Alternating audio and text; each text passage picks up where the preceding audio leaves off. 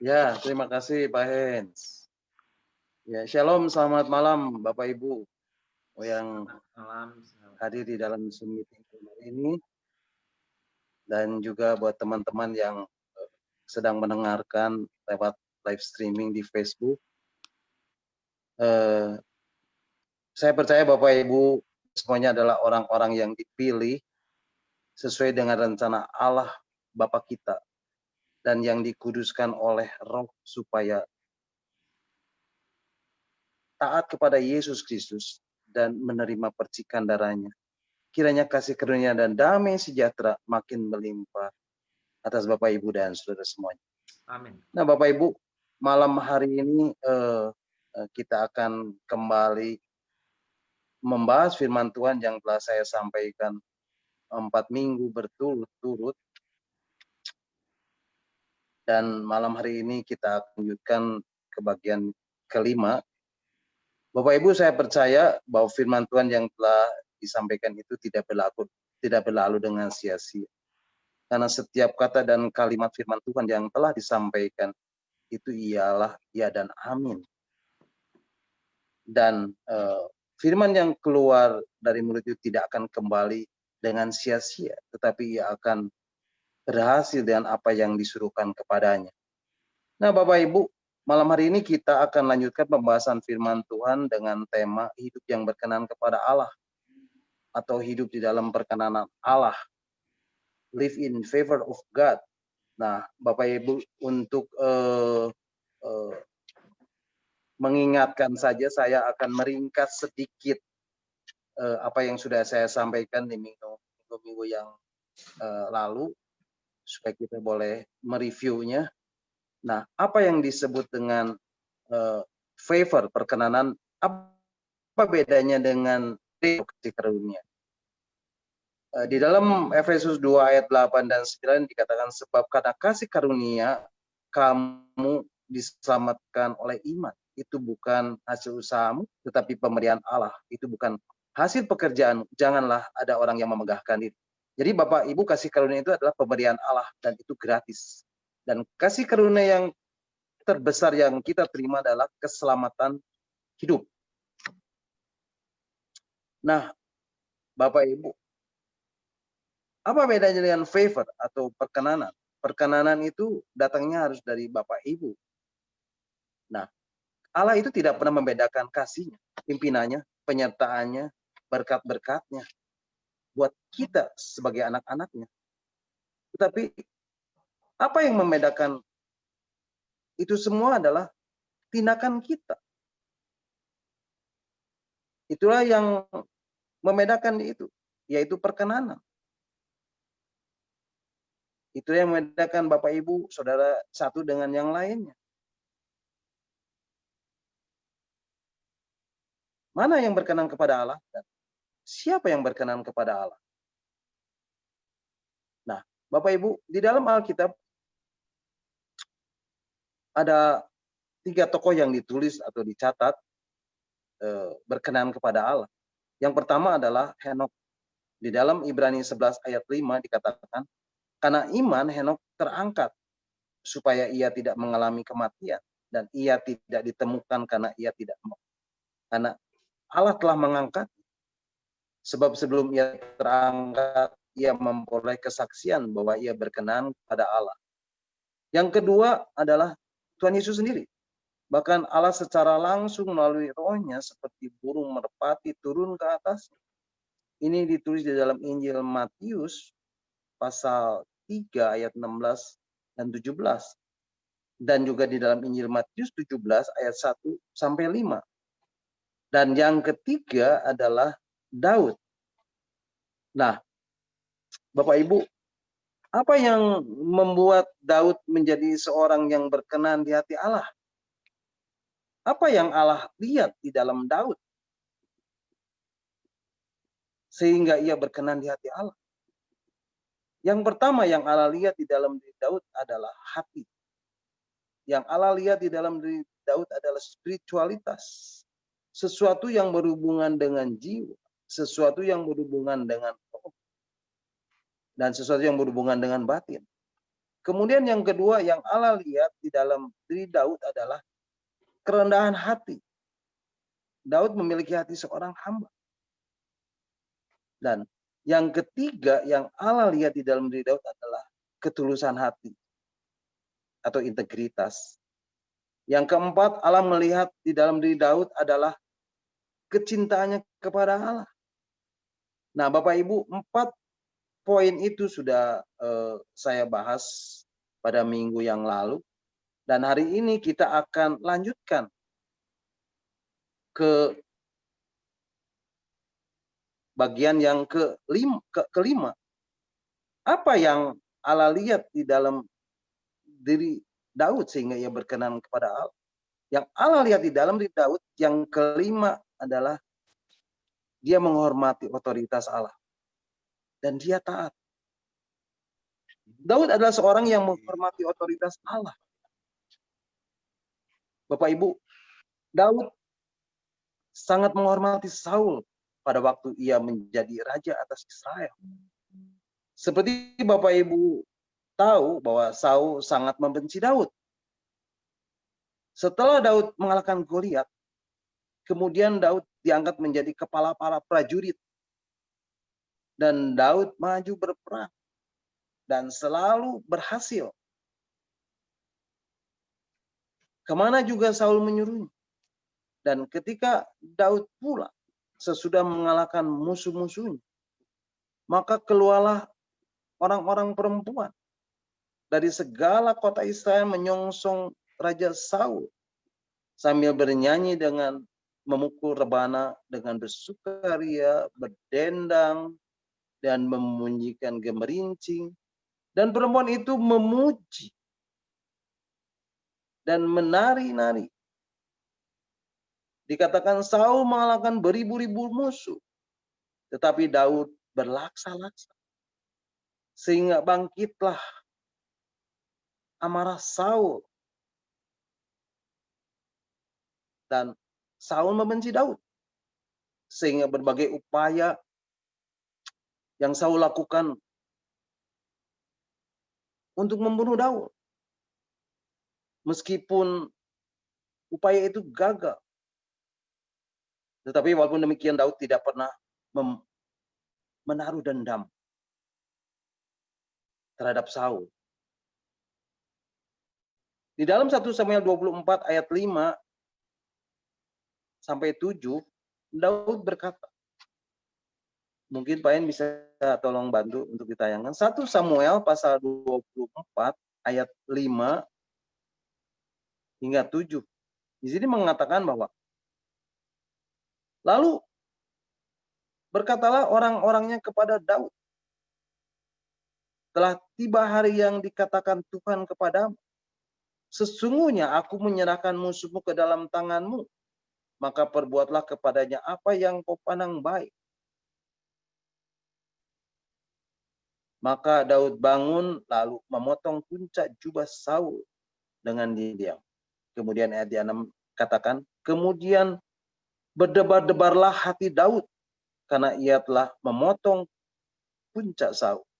Kemudian ayat 7 dikatakan, lalu berkatalah ia kepada orang-orang, dijauhkan Tuhanlah kiranya daripadaku untuk melakukan hal yang demikian kepada Tuhan, kepada orang yang diurapi Tuhan, yakni menjamah dia seperti orang yang diurapi Tuhan. Kemudian di dalam 1 Samuel 26 ayat 9 juga dikatakan, 1 Samuel 26 ayat 9 mengatakan, tetapi kata Daud kepada Abisai, jangan musnahkan dia. Sebab siapakah yang dapat menjamah orang yang diurapi Tuhan dan bebas dari hukuman. Kemudian di ayat 11a dikatakan, kiranya Tuhan menjauhkan daripadaku untuk menjamah orang yang diurapi Tuhan.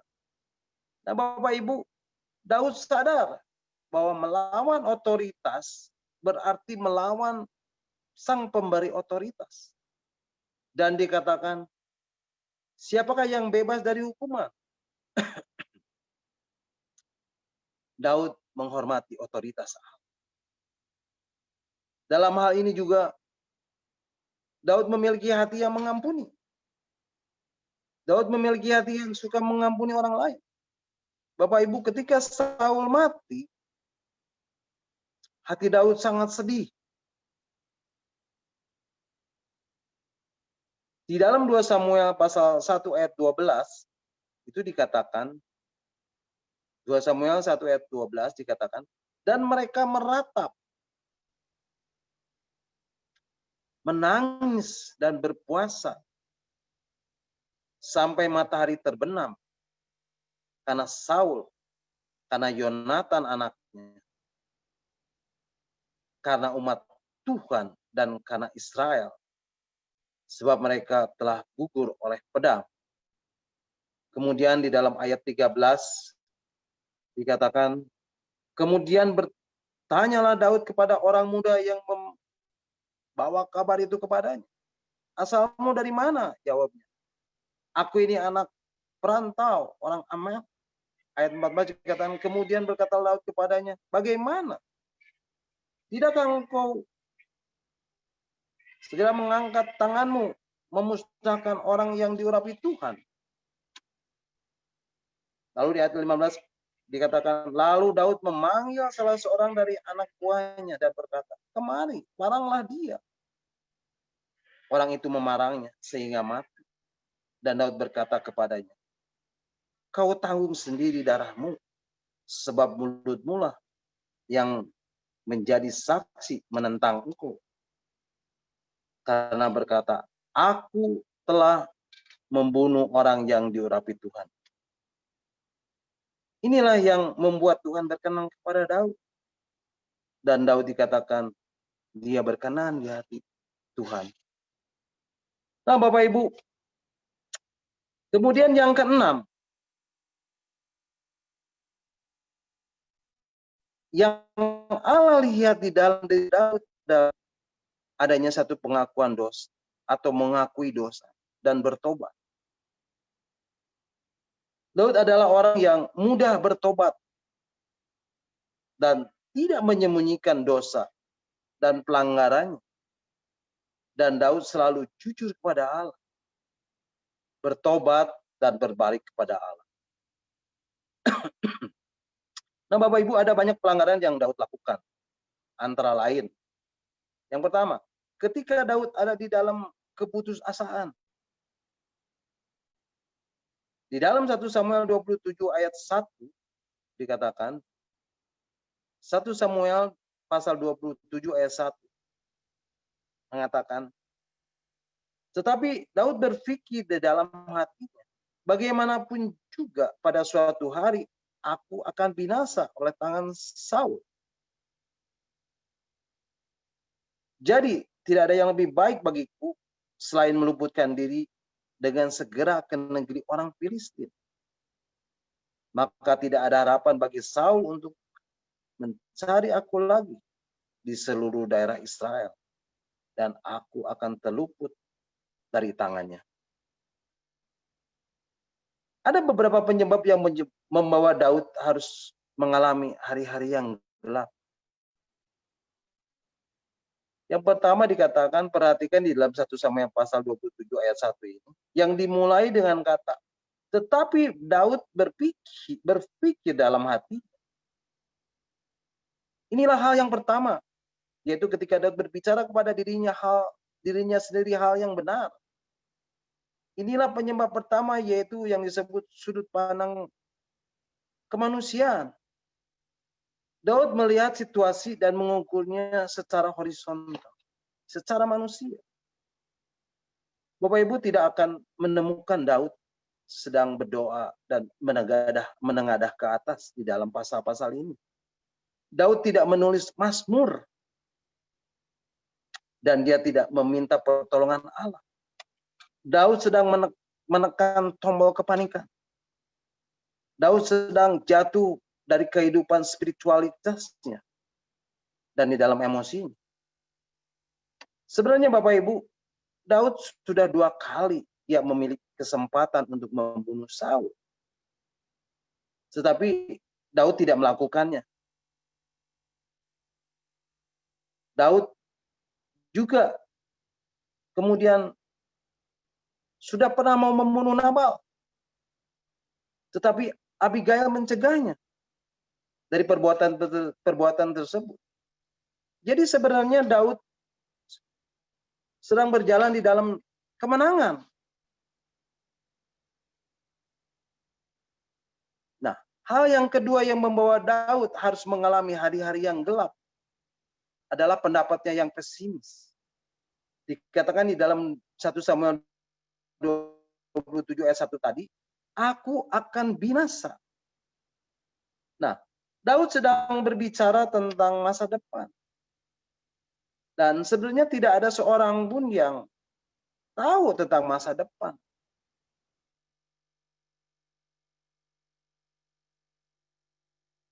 Hanya Allah lah yang masa depan seseorang. Terus-menerus akan membuat hidup ini terpusat ke bawah dari kehidupan masa depan. Dan Daud melakukan hal ini sehingga dia memperlebar dan memperbesar kekhawatirannya. Sehingga Daud berkata, aku akan binasa. Meskipun Samuel telah mengurapinya dengan minyak dan meyakinkannya bahwa suatu hari nanti ia akan menjadi raja. Kemudian Allah pun telah berbicara melalui Abigail di dalam 1 Samuel 25 ayat 30 dan mengatakan bahwa Tuhan akan menunjuk engkau menjadi raja atas Israel.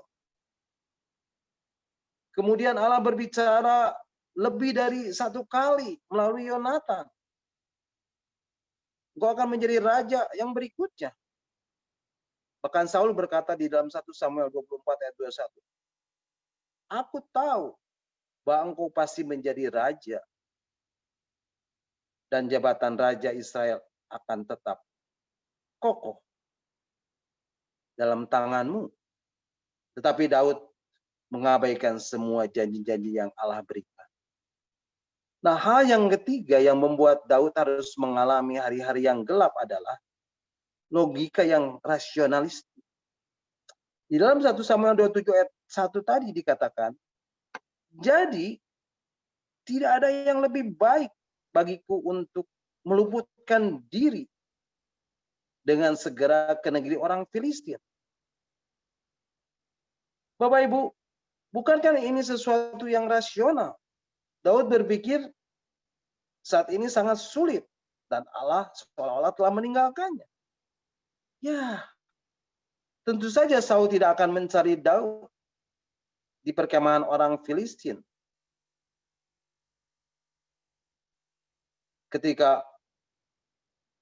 Karena dia musuh orang Filistin. Dan Filistin adalah musuh orang Israel. Bapak Ibu, dikatakan ada satu statement yang mengatakan manusia adalah satu-satunya makhluk yang berlari dengan cepat ketika sedang tersesat. Itulah sesungguhnya yang Daud sedang perbuat. Nah, Bapak Ibu, apa yang terjadi menyusul keputusan Daud? Di dalam 1 Samuel 27 ayat yang kedua dikatakan, 1 Samuel pasal 27 ayat 2 dan ketiga, di situ mengatakan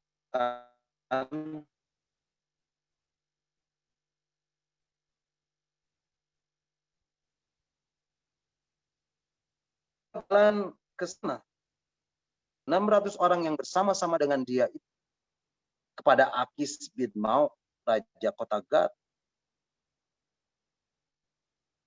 Daud dan orangnya menetap pada Akis di Gad, masing-masing dengan rumah tangganya. Daud dengan kedua orang istrinya, yaitu Ahinoam, pemimpin perempuan Israel, dan Abigail, bekas istri Nabal, perempuan Karmel. Bapak Ibu, Daud tidak sendirian. Daud adalah pemimpin dari pasukan gerilyawan. Orang-orang yang telah dia latih di dalam gua Adulam. Mereka telah hidup bersama-sama dan juga bersama-sama melakukan pertempuran di padang gurun di antara suku-suku perbatasan. dan juga kedua istrinya yaitu Ahinoam dan Abigail, dan juga keluarga para pengikut-pengikut. Kemana Daud pergi? Daud pergi dan melarikan diri ke Gad. Bapak Ibu ingat Gad?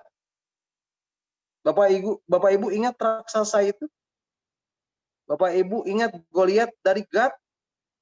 Daud pergi dan melarikan diri ke Gad. Dan kemudian dikatakan di dalam 1 Samuel 27 ayat yang keempat, ayat selanjutnya, 1 Samuel 27 ayat 4 mengatakan, setelah diberitahukan kepada Saul bahwa Daud telah melarikan diri ke Gad, ia tidak lagi mencarinya. Bapak Ibu tahu ada konsekuensi dari seluruh keputusan yang diambil. Yang pertama adalah keputusan Daud ini menciptakan rasa aman yang palsu.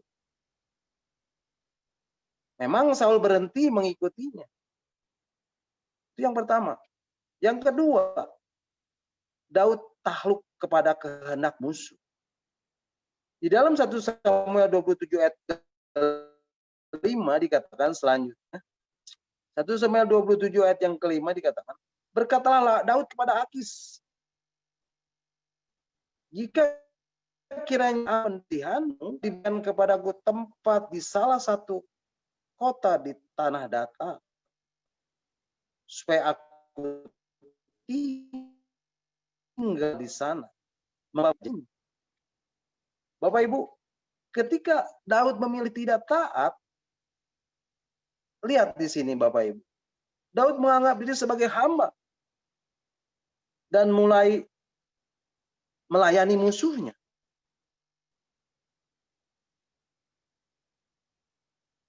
Itu yang kedua. Yang ketiga,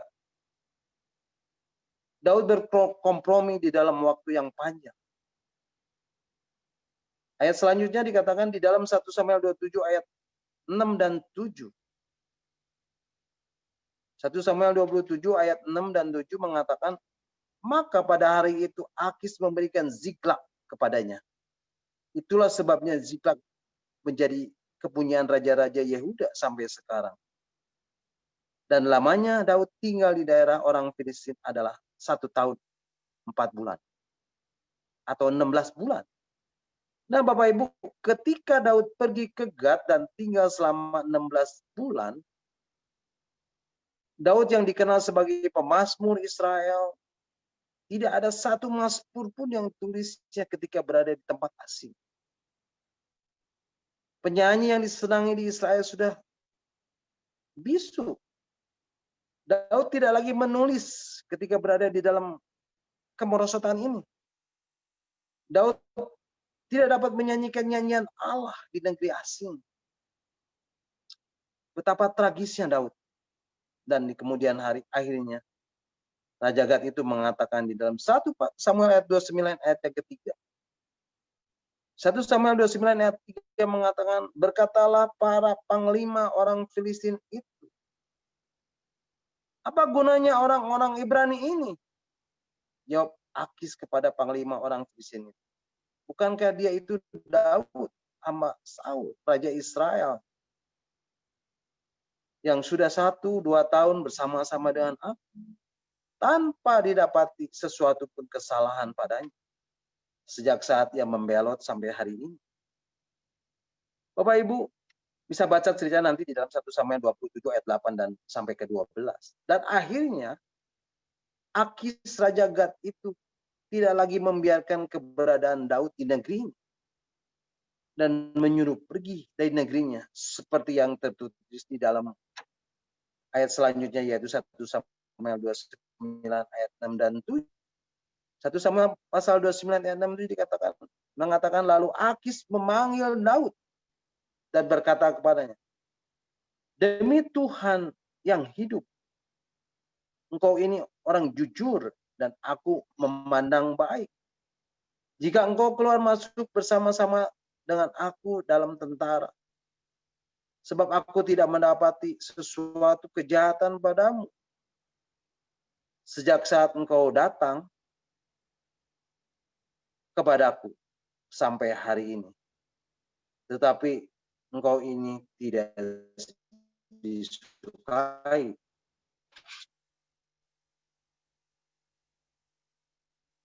Kemudian ayat ketiga dikatakan, sebab itu pulanglah. Pergilah dengan selamat. Dan jangan lakukan apa yang jahat di mata raja-raja kota orang Filistin. Bapak Ibu, Daud menjadi orang yang terbuang dan Daud harus bergumul dengan kekecewaan. Ketika seseorang meninggalkan Allah, maka haruslah bertanggung jawab atas segala keputusannya itu. Setelah Daud mengalami penolakan dan kekecewaan, Daud menjadi depresi.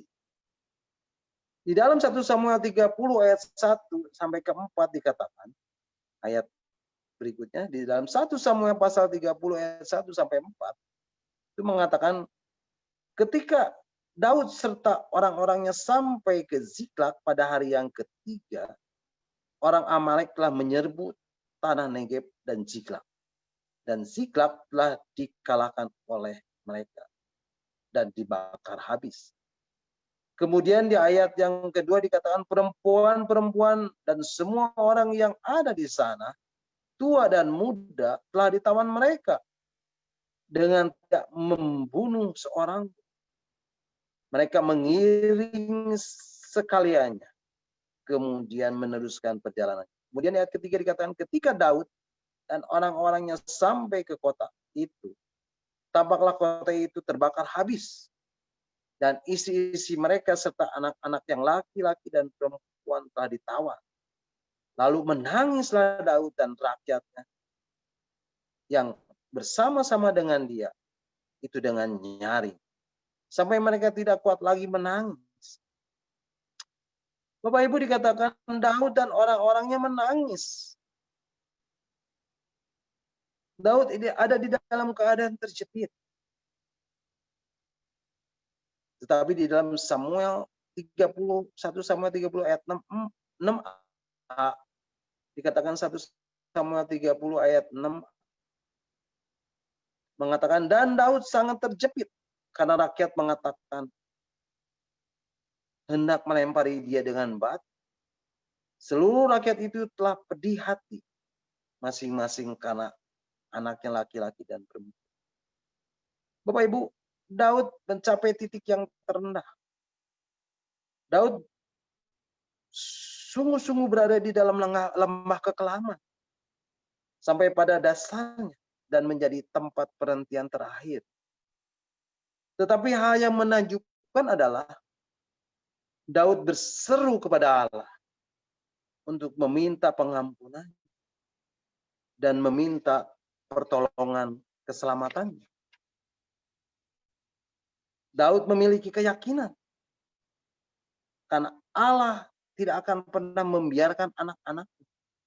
Dan dikatakan di dalam 1 Samuel 30 ayat 6b, ayat selanjutnya. 1 Samuel 30 ayat 6b mengatakan, tetapi Daud menguatkan kepercayaannya kepada Tuhan Allahnya. Bapak Ibu, untuk pertama kalinya selama 16 bulan, Daud kembali menengadah dan ia berkata, ya Allah, tolonglah aku. Dan Allah melakukannya. Allah selalu akan melakukannya karena dia adalah penolong.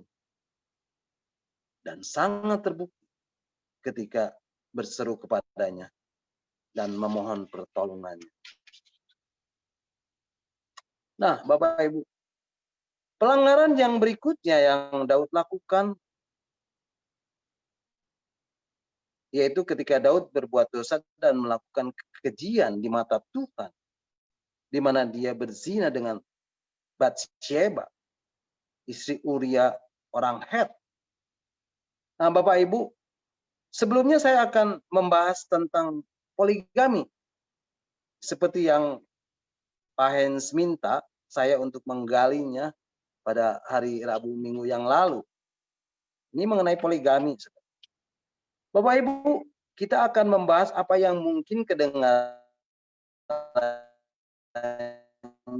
seperti Tetapi melaluinya kita bisa belajar sesuatu mengenai sisi lemah daripada karakter yang dimiliki Daud. Di dalam 2 Samuel pasal 3 ayat 2 sampai 5 dikatakan, mungkin bisa ditayangkan Pak. 2 Samuel pasal 3 ayat 2 dan sampai ke 5 di sini mengatakan bahwa di Hebron lahirlah bagi Daud anak-anak lelaki. Anak sulungnya adalah Amnon dari Ahinoam, perempuan Israel. Anak yang kedua ialah Kileab dari Abigail, bekas istri Nabal, orang Karmel. Yang ketiga adalah Absalom, anak dari Maka, anak perempuan Talmai, Raja Gesur. Yang keempat ialah Adonia, anak dari Hagit.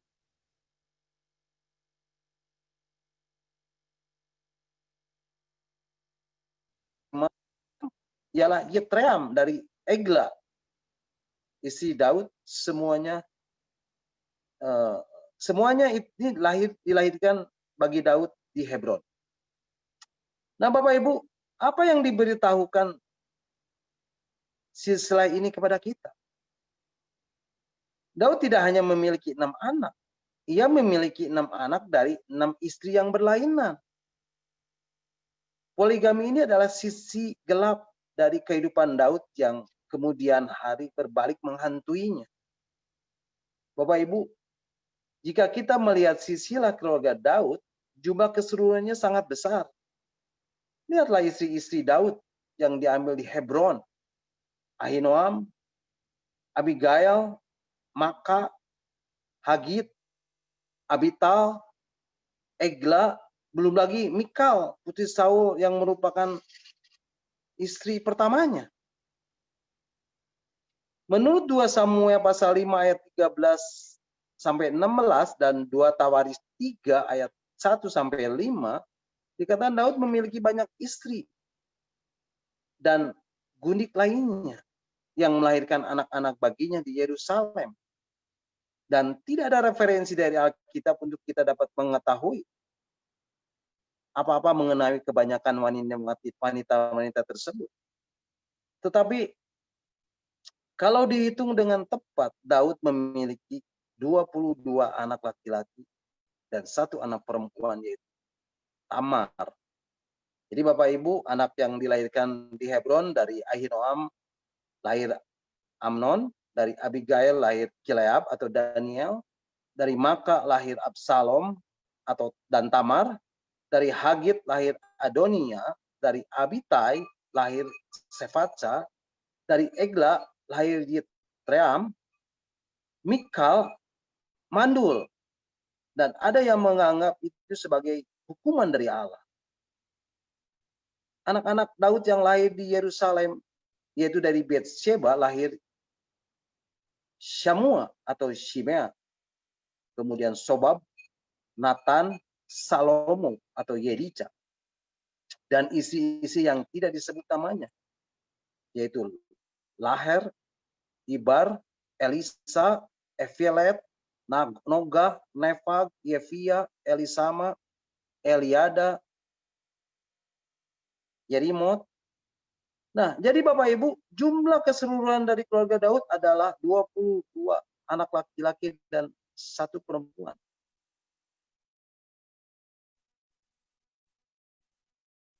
Tidak termasuk gundik-gundiknya, beserta keturunannya yang namanya Daud yang besar ini kemudian menjadi isu yang penting di dalam kehidupannya di kemudian hari, khususnya setelah perzinahannya dengan Betsheba.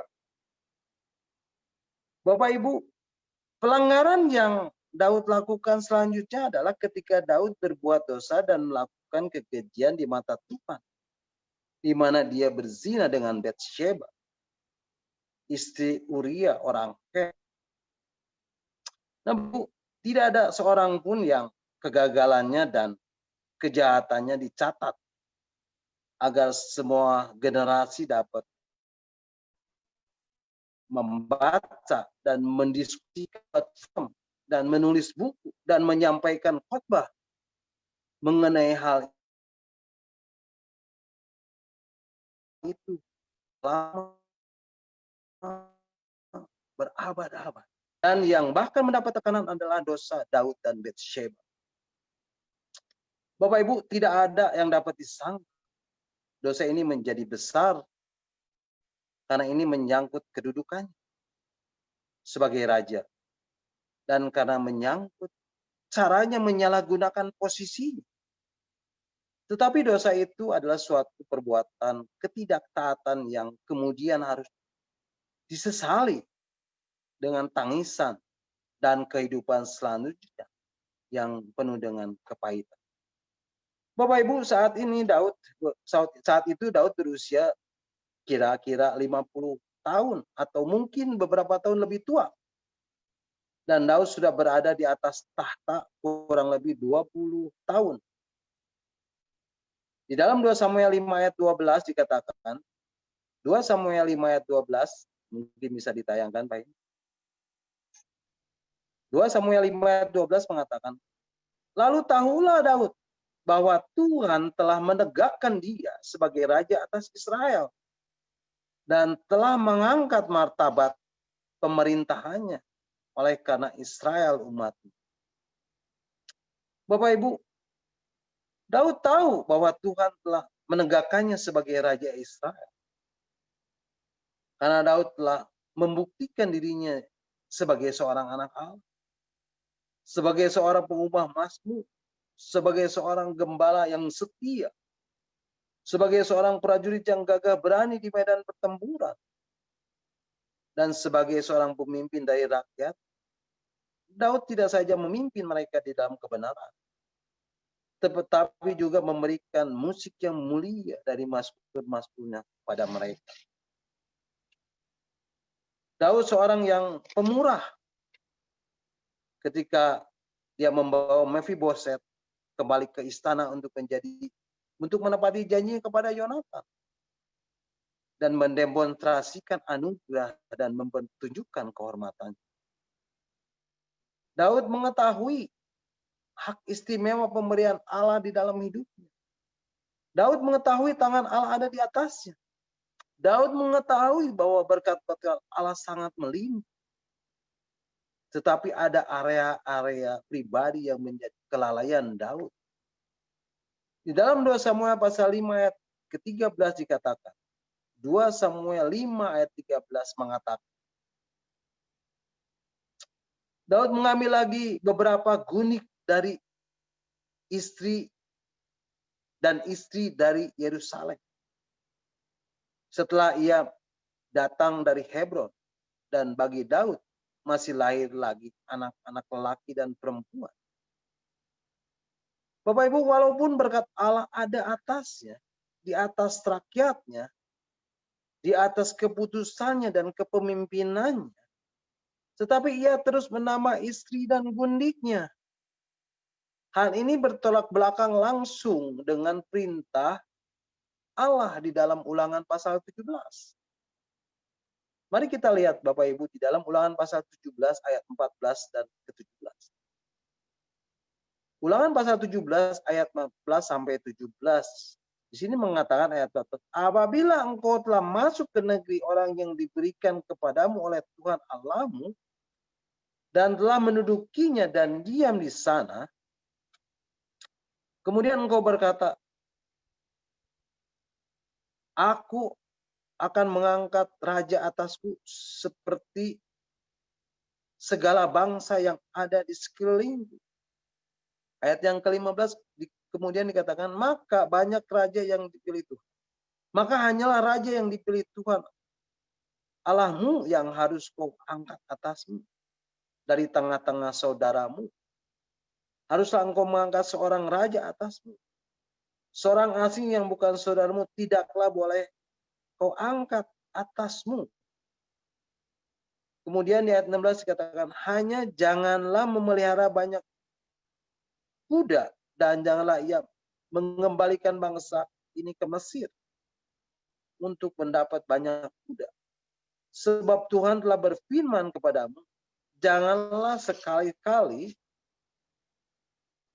kamu kembali melalui jalan itu lagi. Kemudian ayat ke-17 dikatakan juga, janganlah ia mempunyai banyak istri, supaya hatinya jangan menyimpang. Emas dan perak pun janganlah ia kumpulkan terlalu banyak. Nah, Bapak Ibu, Allah telah berfirman bahwa ada 3 hal yang tidak boleh dilakukan oleh Raja Israel. Yang pertama, tidak boleh memelihara banyak kuda. Yang kedua, tidak boleh banyak istri. Yang ketiga, tidak boleh mengumpulkan terlalu banyak emas dan perak. Daud setia pada larangan pertama dan ketiga, tetapi ia gagal pada larangan yang kedua. Daud dikatakan bahwa setelah menjadi raja, ia menambah wanita di dalam kehidupannya. Dan dengan diam-diam Daud menambah gundiknya. Kenapa Allah melarang dan tidak boleh mempunyai banyak istri? Yang pertama, karena hal itu mengakibatkan karena hal itu mengalihkan hatinya dari Allah. Itulah yang Allah peringatkan di dalam kitab Ulangan pasal 17 ini. Nafsu dan poligami dengan sedikit-sedikit hal itu akan mengikis ketulusan hati Daud dan mengikis juga integritas. Kemudian yang kedua dikatakan karena hal itu membuatnya lengah dan tidak memiliki tanggung jawab.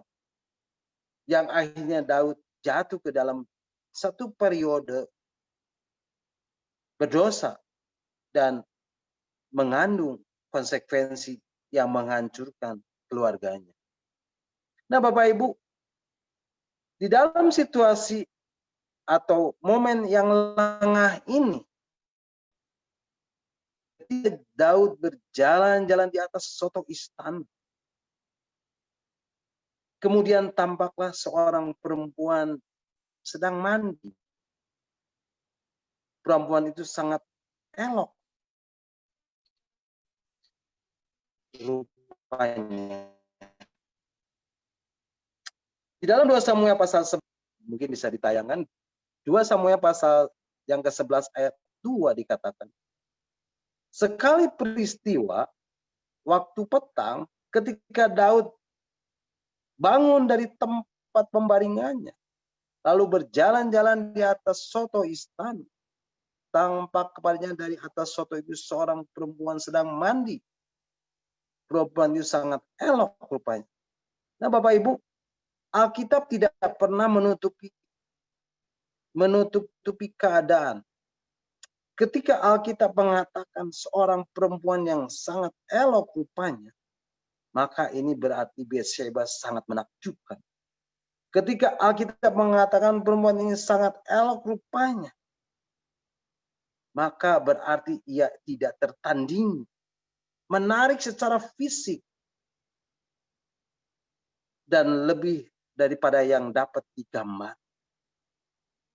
Alkitab jarang memasukkan kata sangat. Dan ayat ini menuliskannya dan mencatatnya. Ini bukan berarti berlebih-lebihan. Nah, Bapak Ibu, ketika Daud berdiri di atas soto istana, ia tanpa seorang pun di sekitarnya. Daud kehilangan kesadarannya mengenai siapa dirinya atau apa yang akan terjadi jika ia jatuh ke dalam dosa tersebut. Daud lupa bahwa ia adalah anak Allah. Daud lupa akan segala pelajaran yang telah dia pelajari, akan segala pengalamannya yang telah ia lalui pada masa mudanya selama bertahun-tahun. Dan Daud melupakan Allah. Daud tidak hanya memandang sekali, tetapi Daud membelalak selama jangka waktu yang cukup lama. Dan di dalam benaknya hanya diisi bayangan nafsunya dan dengan perempuan elok itu. Dan Daud menyuruh orang bertanya tentang perempuan itu. Di dalam 2 Samuel pasal yang ke-11 ayat ketiga, ayat selanjutnya Pak Henji kata. Di sini dikatakan 2 Samuel pasal 11 ayat 3 mengatakan, lalu Daud menyuruh orang bertanya tentang perempuan itu. Dan orang berkata, itu adalah Bathsheba binti Eliam, istri Uria, orang Het itu. Bapak Ibu, sebenarnya hamba yang bijaksana itu memberikan peringatan, berhikmat yang halus. Hamba itu berkata, itu adalah Bathsheba binti Eliam, istri Uria, orang Het itu. Bapak Ibu, saya percaya bahwa hamba itu sudah tahu maksud daripada Daud. Tetapi peringatan itu tidak diperhatikan oleh Daud. Dan pada saat seperti itu, Allah tidak cukup nyata bagi Daud. Daud melupakan Allah adalah iblis. Ketika Allah tidak menjadi nyata di dalam Daud, iblis tidak perlu memenuhinya dengan kebencian kepada Allah, tetapi cukup dengan kelupaan terhadap Allah. Lalu Daud tanpa mempedulikan peringatan apapun dan semua konsekuensinya, Daud menyuruh orang itu mengambil dia. Seperti dikatakan di dalam 2 Samuel pasal 11 ayat yang keempat. Ayat selanjutnya. 2 Samuel pasal 11 ayat yang keempat mengatakan, sesudah itu Daud menyuruh orang mengambil dia. Perempuan itu datang kepadanya. Lalu Daud tidur dengan dia. Perempuan itu baru selesai membersihkan diri dari kenajisannya. Kemudian pulanglah perempuan itu ke rumahnya. Nah, Bapak Ibu, air curian itu memang manis. Perbuatan dosa zina ini membawa sejumlah besar kenikmatan untuk sementara waktu. Tetapi itu hanya di dalam beberapa minggu saja.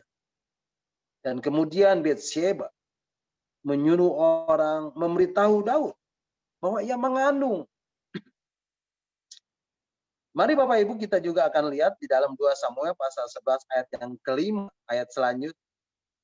Di dalam 2 Samuel pasal 11 ayat kelima mengatakan, lalu mengandunglah perempuan itu dan disuruhnya orang memberitahukan kepada Daud demikian. Aku mengandung. Nah Bapak Ibu, iblis tidak pernah menyentuhkan tangannya ke dalam pencobaan.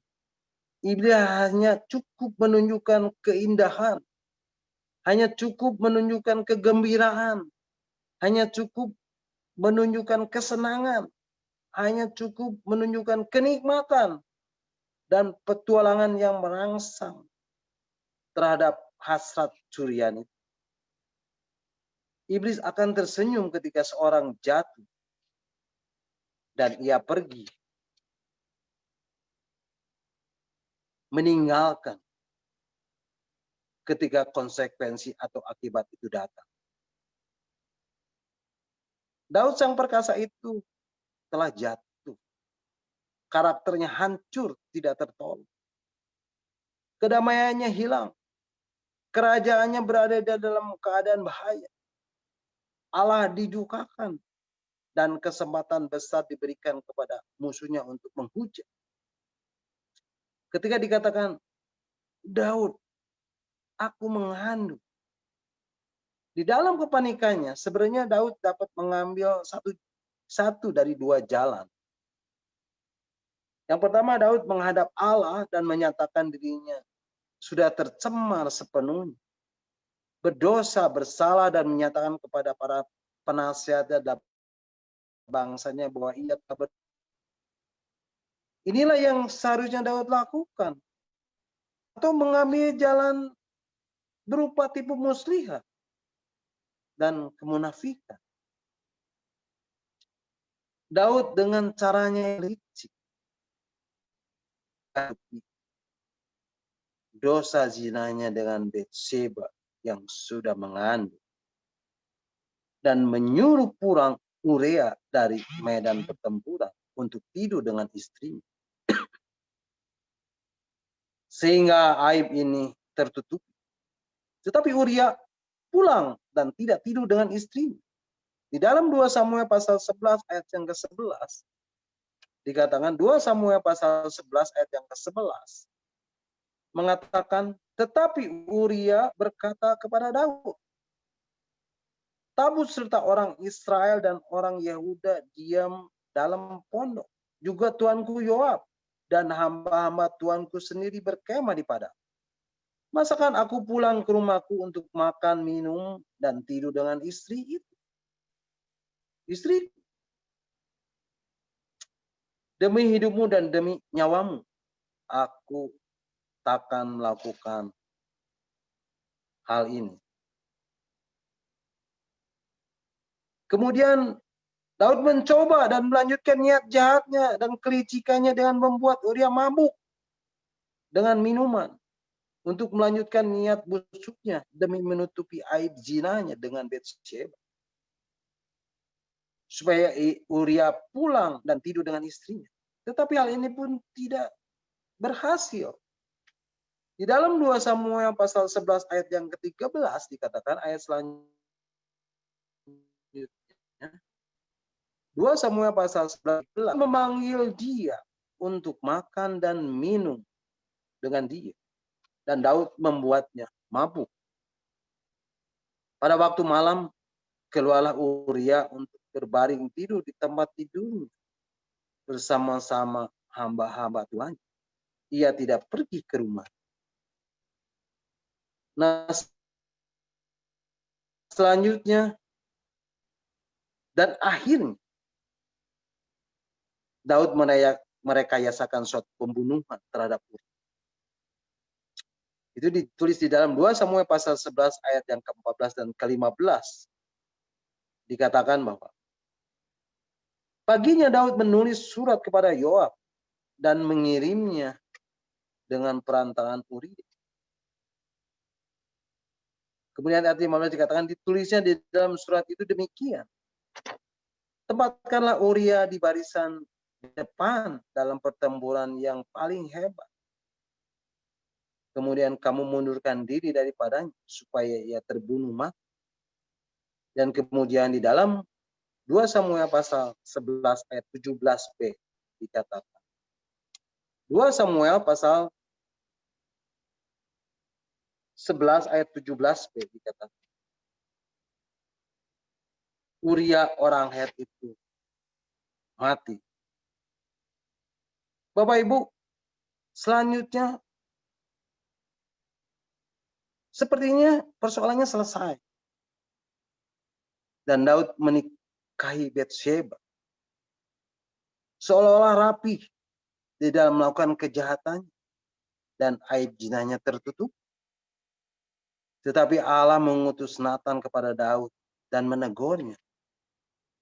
Bapak Ibu bisa membacanya di dalam 2 Samuel pasal 12 ayat 1 sampai 6. Di dalam 2 Samuel Tetapi di dalam 2 Samuel pasal 12 ayat 7 sampai ke 14 dikatakan. 2 Samuel pasal 7 ayat 14. 2 Samuel pasal 12 ayat 7 sampai 14 mengatakan.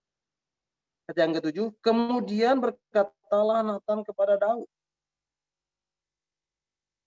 Ini setelah Nabi Nathan memberikan satu ilustrasi. Engkaulah orang itu. Beginilah firman Allah Israel. Akulah yang mengurapi engkau menjadi raja atas Israel. Dan akulah yang melepaskan engkau dari tangan Saul. Telah kuberikan istri Tuanmu ke dalam pangkuan. Aku telah memberikan kepadamu kaum Israel dan Yehuda. Dan seandainya itu belum cukup, tentu kutambahkan lagi ini dan itu kepadamu.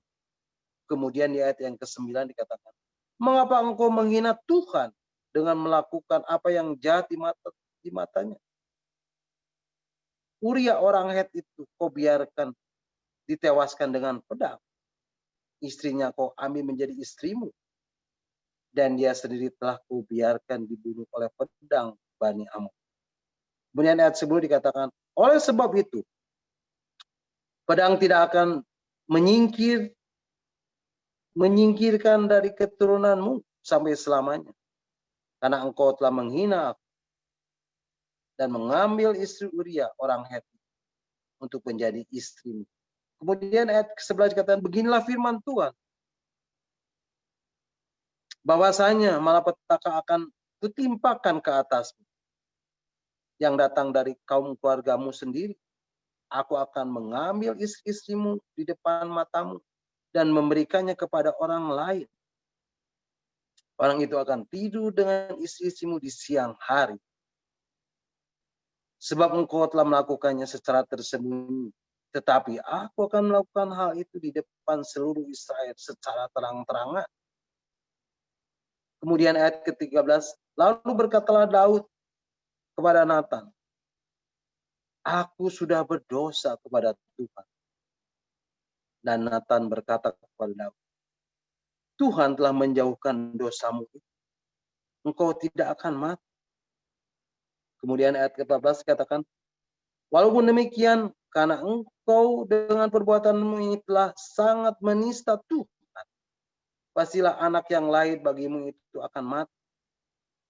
Nah Bapak Ibu, Daud setelah ditegur oleh Nabi Nathan, Daud tidak menjadi marah.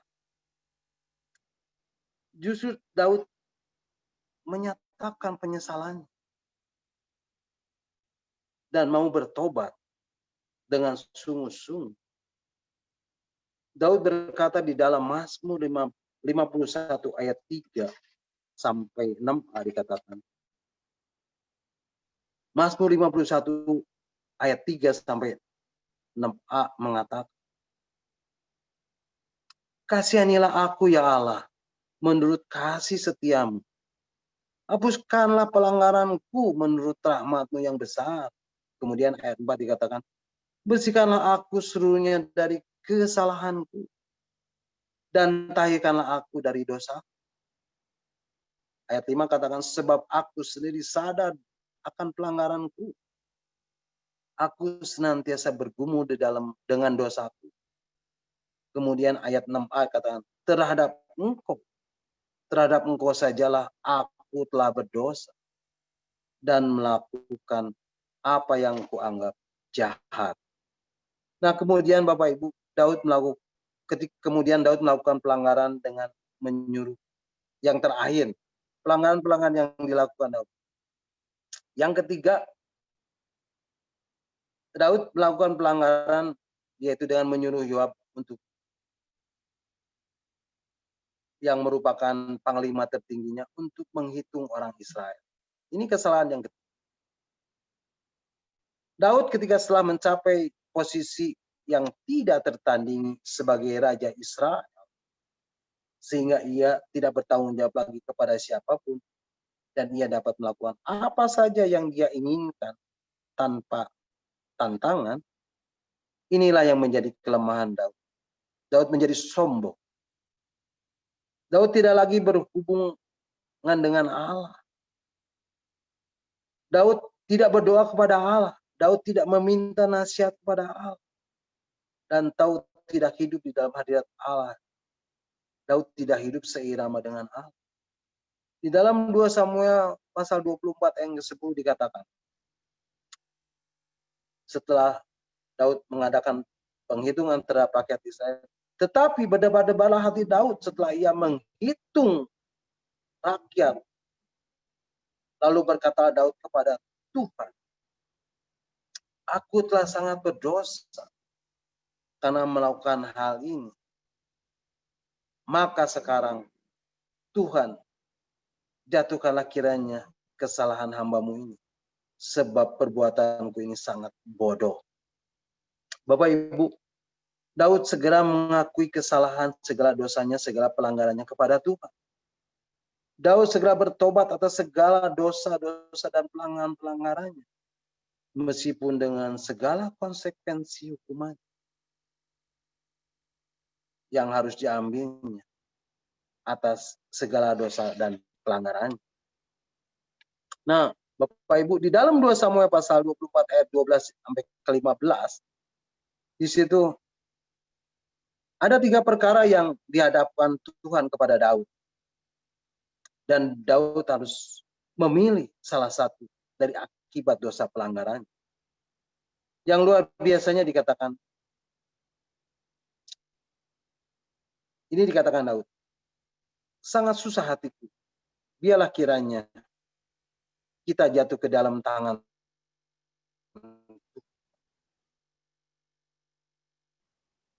Tetapi janganlah aku jatuh ke dalam tangan manusia. Jadi Tuhan mendatangkan sampar kepada orang Israel dari pagi sampai waktu yang ditetap. Maka matilah dari antara bangsa itu. Dan dari Dan sampai Beersheba 70.000 orang. Bapak Ibu, dia adalah seorang yang mudah bertobat dan tidak menyembunyikan dosa dan pelanggaran. Dan Daud selalu jujur kepada Allah. Daud memiliki hati yang tulus kepada Allah. Daud bertobat dan berbalik kepada Allah. Inilah yang membuat Allah berkenan kepada Daud. Dan Daud dikatakan dia berkenan kepada Allah. Jadi Bapak Ibu, ada 6 hal yang boleh saya catat di dalam kehidupan Daud ini. Yang pertama adalah apa yang dilihat Allah sehingga ia berkenan di hati Allah. Yang pertama adalah kehidupan. Yang pertama adalah hati. Yang dilihat adalah spiritualitas. Sesuatu yang berhubungan dengan jiwa, sesuatu yang berhubungan dengan batin. Kemudian yang dilihat Allah adalah kerendahan hatinya. Daud memiliki hati seorang hamba. Kemudian yang ketiga yang dilihat Allah adalah Daud memiliki ketulusan hati atau integritas. Yang keempat, Daud memiliki yang dilihat dia memiliki kecintaannya terhadap. Yang kelima yang Allah lihat dari Daud adalah Daud menghormati otoritas Allah. Kemudian yang keenam, dia mengakui segala dosanya dan bertobat kepada Allah. Bapak Ibu, mungkin itu hal-hal yang boleh disampaikan mengenai kehidupan Daud. Ialah itu boleh menjadi berkat buat kita semuanya dan menjadikan sesuatu indah yang boleh kita teladani di dalam kehidupan Daud.